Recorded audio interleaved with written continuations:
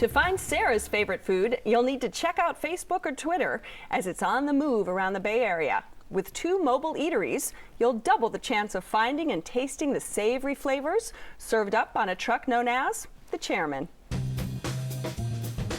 I was actually raised in a kitchen, I guess you could say.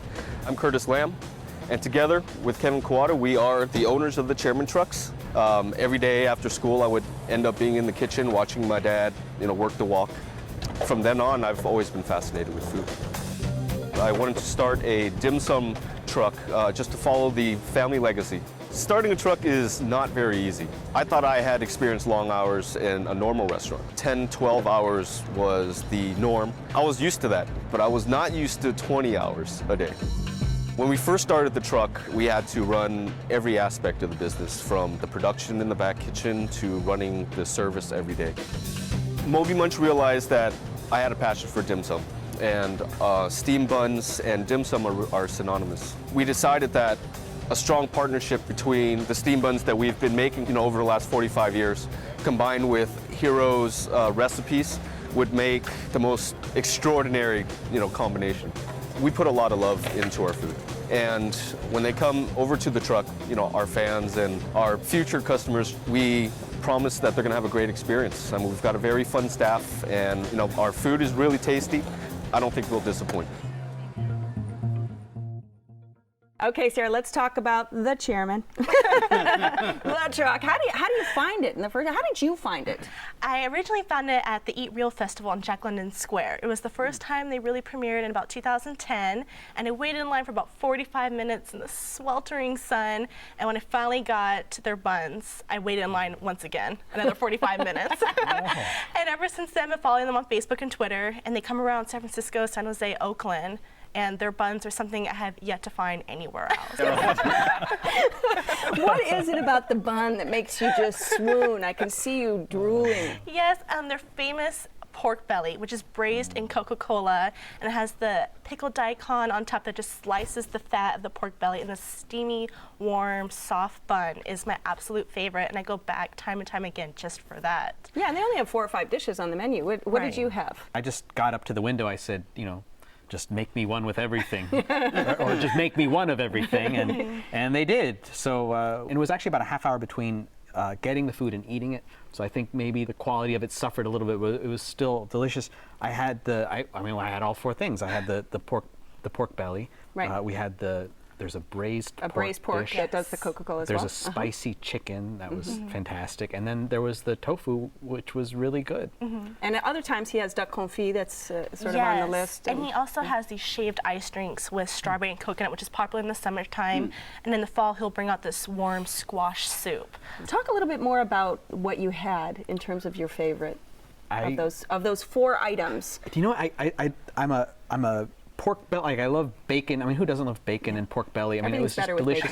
But if I had that pork belly right there, standing by the side of I-80 in Emeryville, just eating pork belly, dripping pork belly, I'm sure that would have been my favorite thing. But the spicy chicken was actually, I think, traveled the best, and I loved the pickled vegetables. It was almost kind of like a Korean kind of thing, and then Korean barbecue almost, it feels like. Yeah, and we had on both buns.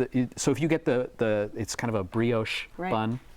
If you get it on the baked bun, which is actually sweet, you'll get a much bigger portion. And it's cost twice as much. Now, Larry, did you go baked or did you go I got there about 20 minutes before they closed at 2 in the afternoon, and they had no baked. So it was just steamed. That was the downside. The upside, don't hate me, Sarah, there was 1 person in line in front of me.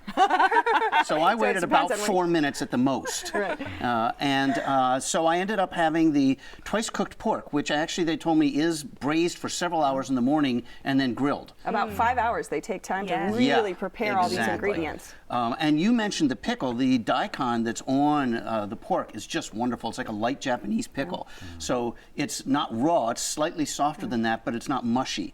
And the texture of that, as you can tell, I enjoy texture in food, contrasts beautifully with the pork. And I'm a minor pork fan. I'm not a major pork fan. Wow. But this stuff was just outstanding. It was really amazing. The other one that I thought was really outstanding, I enjoyed. I'm more a chicken guy, and I enjoyed the chicken, but the tofu, the vegetarian one, was wonderful because the greens were very crisp. Again, there was a texture thing. The tofu itself was was soft, almost like a polenta. Right. Very, very soft, you know. And that contrasted with the crispness of the greens. And then the bread that they put it on is very much like Ethiopian injera in terms of its texture. Not quite as sour maybe as injera, no, that's right, but soft fluffy. in that same sense. Yeah. And so the overall effect was kind of like some sort of upscale Asian restaurant taco. I'm a little conflicted on the whole food truck thing because it's great for us foodies. It's very convenient. You can get all different kinds of food. But I think there's some valid complaints from the restaurateurs about the advantages that the trucks have. But it sure didn't stop me from going to the Chairman truck, and it wouldn't stop me from going back. Absolutely. Yes. And that's really an interesting discussion that we could have. That would be a whole nother show. Yeah, because we'd exactly. have I do lots have one people piece on, of advice, but I though, agree. and that is napkins. And And get more napkins. Oh man, we had to just hose down the table at my mom's office. I had to hose myself down. Yeah.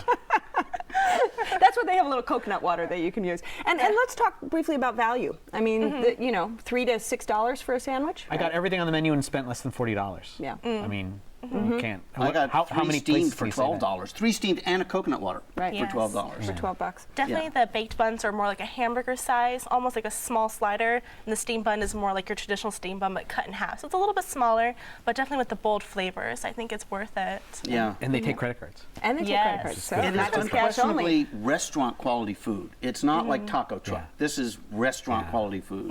All right, Sarah, this is your spot. Give everybody a quick hit on it. I think it's definitely a new take on Asian cuisine. I have yet to find their flavors anywhere else, even though I've tried to look. And their pork belly is a must-try on the steamed bun. Yeah, All it right, is. and Gabe. Yeah, if you're craving delicious pork, but you're only on a peasant salary, then make the long march to the Chairman's truck. And Larry. The quality is just absolutely outstanding for a truck that you just walk up to and spend very little money on. The pork belly and the vegetarian were very different, but they were both just absolutely outstanding. All right, if you would like to try the Chairman's Truck, the schedule can be found on both Facebook and Twitter. It's around the bay for lunch and dinner every day, and the average meal without drinks is around $12.